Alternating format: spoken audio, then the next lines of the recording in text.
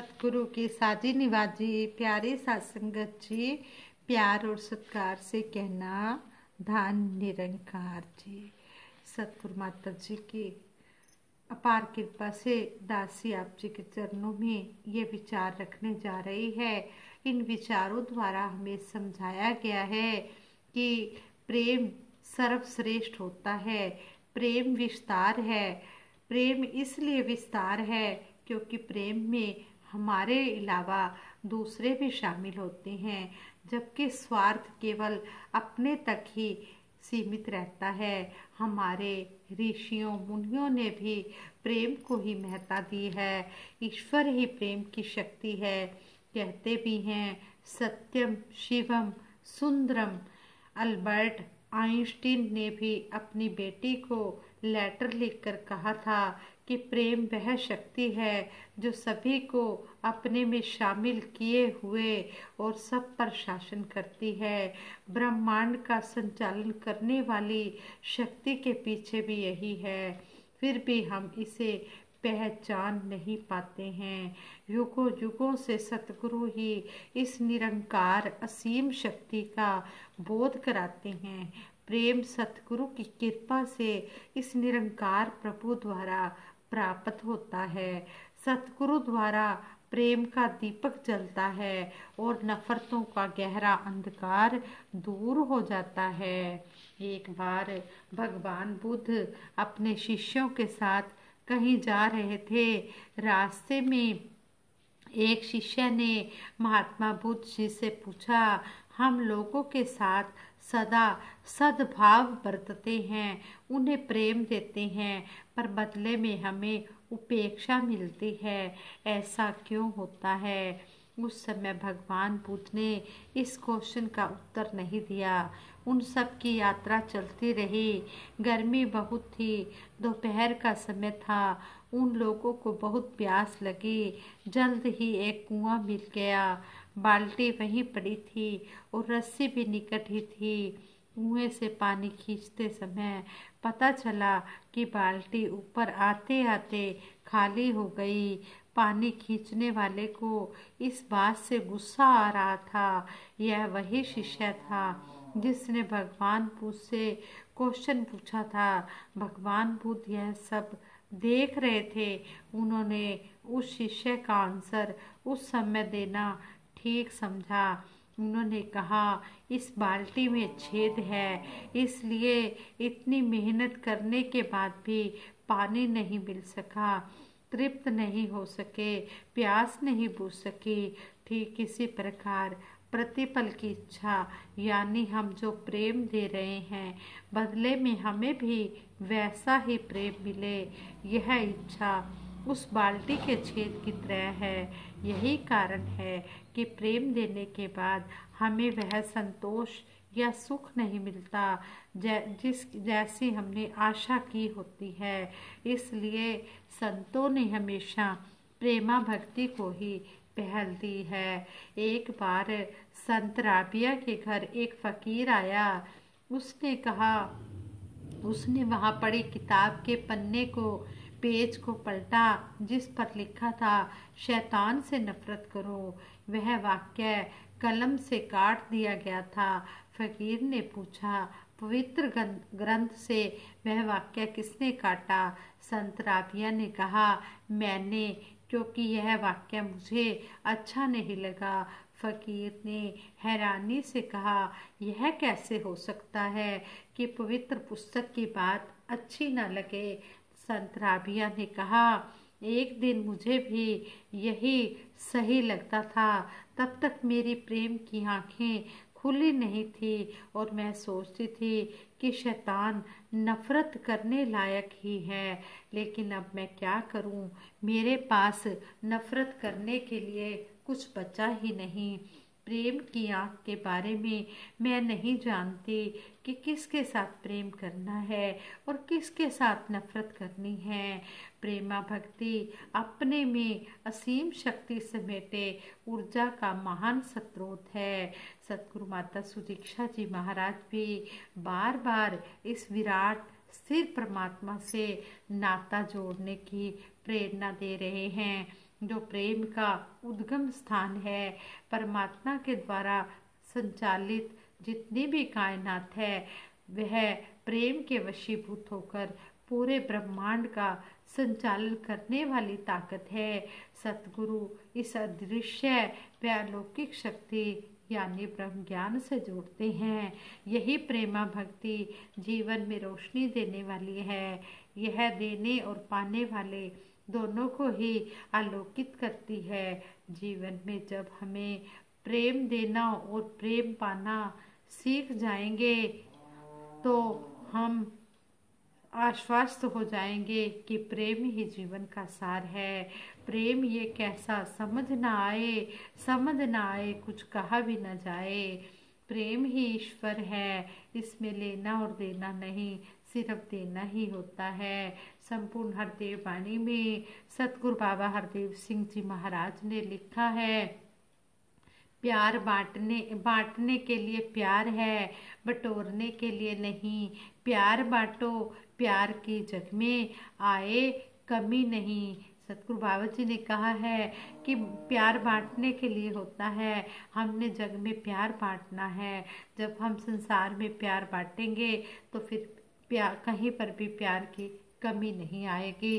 प्यार की शुरुआत हमने खुद अपने घर से करनी है।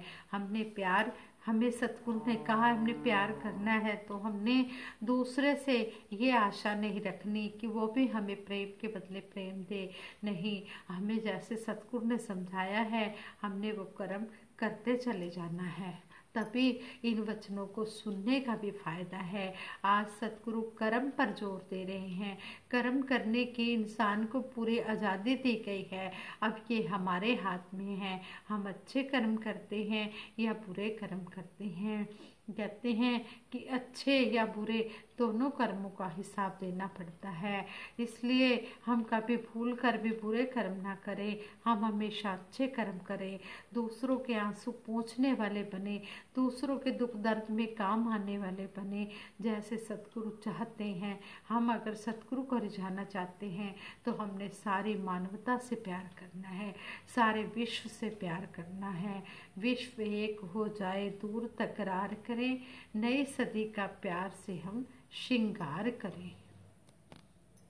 दासी एक छोटी सी स्टोरी भी आप जी के चरणों में शेयर करेगी। ये भी प्रेम के ऊपर ही है, प्रेम पर ही आधारित है। एक बच्चे को आम का पेड़ बहुत पसंद था। जब भी उसे समय मिलता वह आम के पेड़ के पास चला जाता, पेड़ के ऊपर चढ़ता, आम खाता, खेलता और थक जाने पर उसी की छाया में सो जाता। बच्चे और आम के पेड़ के बीच एक अनोखा रिश्ता बन गया, प्रेम और अपनेपन वाला। यह रिश्ता बहुत अनोखा था। समय बीतता गया, बच्चा जैसे जैसे बड़ा होता चला गया वैसे वैसे ही उसने पेड़ के पास आना कम कर दिया। कुछ समय बाद तो उसका आना बिल्कुल ही बंद हो गया। बच्चे ने आना अवश्य कम कर दिया था, पर आम का पेड़ आज भी उस बालक को याद करके अकेले रोता। एक दिन अचानक पेड़ ने उस बच्चे को अपनी तरफ आते देखा और पास आने पर कहा, तू कहाँ चला गया था? मैं हर रोज तुझे याद किया करता था। चलो आज फिर से दोनों खेलते हैं। बच्चे ने आम के पेड़ से कहा, अब मेरी खेलने की उम्र नहीं है, मुझे पढ़ना है, लेकिन मेरे पास फीस भरने के लिए पैसे नहीं है। पेड़ ने कहा, तू मेरे आम लेकर मार्केट में सेल कर दे, इससे जो तुझे मनी मिले, धन मिले, उससे अपनी फीस भर देना। उस बच्चे ने आम के पेड़ से सारे आम तोड़ लिए और उन सब आमों को लेकर वहाँ से चला गया। उसके बाद वह फिर कभी दिखाई नहीं दिया। आम का पेड़ उसका रास्ता देखता रहा। एक दिन वो फिर आया और कहने लगा, अब मुझे जॉब मिल गई है, मेरी मैरिज हो चुकी है, मुझे मेरा अपना घर बनाना है, इसके लिए मेरे पास अब पैसे नहीं हैं। आम के पेड़ ने कहा, तू मेरी सभी टहनियों को काट कर ले जा, उससे अपना घर बना ले। उस जवान ने पेड़ की सभी टहनियाँ काट ली और लेकर अपने घर चला गया। आम के पेड़ के पास अब कुछ नहीं था। वो अब बिल्कुल ठूंठ हो गया था। कोई उसे देखता भी नहीं था। पेड़ ने भी अब वो बालक जो अब जवान हो चुका था उसके पास फिर आएगा यह आशा छोड़ दी थी। फिर अचानक एक दिन वहाँ एक बुजुर्ग आदमी आया। उसने आम के पेड़ से कहा, शायद आपने मुझे पहचाना नहीं। मैं वही बालक हूँ जो बार बार आपके पास आता था और आप हमेशा अपने टुकड़े काट कर भी मेरी हेल्प करते थे। आम के पेड़ ने दुख के साथ कहा, पर बेटा मेरे पास अब ऐसा कुछ भी नहीं है जो मैं तुम्हें दे सकूं। उस बुजुर्ग ने आंखों में आंसू लिए हुए कहा, आज मैं आपसे कुछ लेने नहीं आया हूँ, बल्कि आज तो मुझे आपके साथ जी भर के खेलना है। आपकी गोद में सिर रखकर सो जाना है। इतना कहकर वह आम के पेड़ से लिपट गया और आम के पेड़ की सूखी हुई डालें फिर से अंकुरित हो गई। वो आम का पेड़ कोई और नहीं, हमारे पेरेंट्स हैं। इसलिए संतों महापुरुषों जब छोटे थे उनके साथ खेलना अच्छा लगता था। जैसे जैसे बड़े होते चले गए उनसे दूर होते गए। पास भी तब आए जब कोई जरूरत पड़ी, कोई प्रॉब्लम खड़ी हुई। आज कई पेरेंट्स उस बंदर पेड़ की तरह अपने बच्चों का रास्ता देख रहे हैं। जाकर उनसे लिपटे, उनके गले लग जाएं, फिर देखना वृद्धावस्था में उनका जीवन फिर से खिल उठेगा। हमारी परंपराओं ने हमें पेरेंट्स, दादा दादी आदि से प्रेम करना सिखाया, लेकिन हम उन उत्तम शिक्षाओं को भुला बैठे। अब भी समय है संभलने का, प्रेम लेने और प्रेम देने का, और इस प्रकार अपने और अपने पेरेंट्स का सम्मान सत्कार करने का। हमने बड़ों का आशीर्वाद लेना है। हमने हमेशा बच्चों को बचपन से ही अच्छे संस्कार देने हैं। वो बचपन से ही इस मिशन के साथ जुड़े, उनके अंदर अच्छे संस्कार आए और वो सभी का आदर करे और सभी बुजुर्गों का आदर करे, छोटे बच्चों से प्यार करे, अपने हम उम्र के साथ प्रीत प्यार से फ्रेंडशिप बनाए। यही दासी कामना करती है सतगुरु के आगे। और साथ संगत जी, जैसे कि अब ये तीसरी लहर जो ओमिक्रॉन के बारे में बोला जा रहा है कि ओमिक्रॉन तीसरी लहर आ चुकी है, हमने इसमें भी अलर्ट होकर रहना है। जब भी हम कभी बाहर जाएं, हमने अपने फेस पर मास्क लगाना है। हमने जो जो भी प्रोटोकॉल हैं उनको हमने पूरा करना है, सावधानियां अपनानी है, प्रिकॉशंस रखने हैं और हमने डिस्टेंस बना के रखना है। जब बिना मतलब कि हमने कहीं भी मार्केट वगैरह में नहीं जाना है। जब भी जाना है अपने आप को कवर करना है, सेव करना है। हमने इस ओमिक्रॉन को हराना है। इस तरह सतगुरु ने हम पर मेहर की हुई है। और देखो अभी हमारे इसीलिए सत्संग भवन भी नहीं खुले हैं और सतगुरु ने कितने दयालु हैं सतगुरु, हमें घर बैठे सत्संग भी हो रही है, एक से एक संतों महापुरुषों के दर्शन भी हो रहे हैं। सतगुरु ने हम सब पर बहुत अपार मेहर की हुई है। दासी एक छोटी सी कविता भी आप जी के चरणों में रखेगी। कोरोना के कारण प्रत्यक्ष सत्संग ना हो पाने की स्थिति बनी, सतगुरु ने मेहर की, घर घर में सबने मोबाइल की ध्वनि सुनी। आयाम खुला सेवा सिमरन सत्संग प्रेमा भक्ति का, कण कण से शिक्षा विशालता सहनशीलता की शक्ति का। ज्ञान प्रेम भक्ति पर देश दूर देश के भक्तों के विचार सुने। ज्ञान प्रेम भक्ति पर देश दूर देश के भक्तों के विचार सुने। भक्ति की खुशी ली, मन के आनंद के अवसर बने। गीतों विचारों को सुनने में मगन भक्तों के चेहरों पर दिखी मुस्कुराहट, भोलेपन के साथ चेतनता के भाव अक्सर। मोबाइल चालू कर वीडियो की खिड़कियां खुली रखी, मोबाइल चालू कर वीडियो की खिड़कियां खुली रखी। रहमतें लुटाते भक्तों की दिव्या मोहनी सूरतें दिखी। रविवार की दोपहर हो या अन्य दिनों की सवेर, कृपा करो सतगुरु माता जी, सब भक्ति से होते रहे भाव विभोर। सतगुरु सच्चे पातशाह आप बहुत ही दयालु हो, बहुत ही कृपालु है। इसी तरह आप कृपा बनाए रखना, फूलों को बख्शते रहना, चरणों से लगाए रखना, यही आप जी के चरणों से आशीर्वाद मांगते हैं। दातार सच्चे पातशाह इस दिल में हर घड़ी रहे, चाहत हजूर की दामन में भरते जाए, रहमत हजूर की। मुफलिस था मैं, गरीब था, जब तक न तुम मिले मुझको अमीर कर गई। दौलत हजूर की हमें ये ब्रह्म ज्ञान मिला, हम शहंशाह बन गए हैं, हम शहंशाह के बच्चे हैं और शहंशाह ने हमें शहंशाह बना दिया है। इसलिए सच्चे पातशाह जो ये आपने राम नाम रूपी दौलत से हमें मालो माल किया है, इसी तरह अपने चरणों से लगाए रखना और इसी तरह हम आप जी के चरणों से जुड़े रहें, हमेशा हम आपकी रहमतों के पात्र बने रहे। सब सारे सुख दुनिया दे पादो साड़ी चोली विच फिर भी मिलाई रखना संतां दी डोली विच। हर पल शुक्राना सतगुरु माता जी का।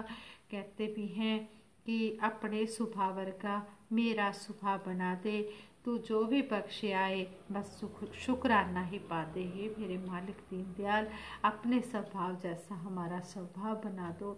जिस तरह आप जी शीतल हो, ठंडे हो, इतनी प्रेमा भक्ति है आपके अंदर, इतनी दयालता है सच्चे पातशाह, ऐसा ही हमारा भी स्वभाव बना दो।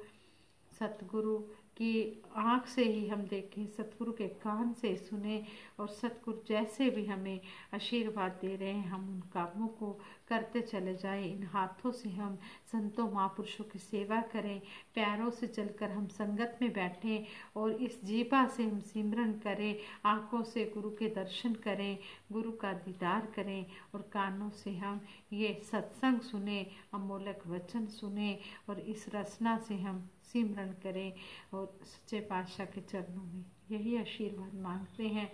दाता सच्चे पातशाह इसी तरह जोड़ के रखना, सबको दे खुशियाँ, खुशी सुखी हो जाए कुल दुनिया, रहमत कर दे दाता मेहरबान। फिर प्यार दी बीन वजांदा, रूहां नूं है पीर विखांदा, हर युग दे विच सुनिया आंदा, जन्म जन्म बदल बदल के बाणा, ऐ कोई नवा नहीं जोगी बड़ा पुराना, ऐ कोई नवा नहीं। जी ये विचार करते हुए दासी से कई गलतियां हुई होंगी, उन गलतियों के लिए भी दासी आप जी के चरणों से क्षमा प्रार्थी है और दासी सबके सुखों की कामना करते हुए सभी के लिए सिमरन करवाएगी। सभी ने सिमरन में सहयोग देना है। तू ही निरंकार मैं तेरी शरण हाँ, मैनू बख्श लो। तू ही निरंकार मैं तेरी शरण हाँ, मैनू बख्श लो। तू ही निरंकार मैं तेरी शरण हाँ, मैनू बख्श लो। तू ही निरंकार मैं तेरी शरण हाँ, मैनू बख्श लो।